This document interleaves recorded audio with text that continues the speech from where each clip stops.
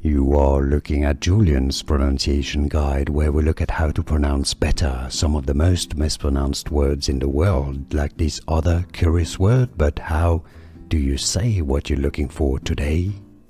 Let's learn once and for all how to pronounce these words correctly in British English and American English, because those two pronunciations can be quite different, as is quite common between British English and American English, UK and US. So let's hear it. In the UK, it's usually pronounced as momentary, with pretty much skipping the third, the ta syllable, the ta syllable, momentary. Or sometimes in the UK, they do pronounce it a little bit as momentary, or straight up momentary. Okay, momentary would be the most common one in British English. Now, in American English, in the US, United States, it's usually pronounced as momentary.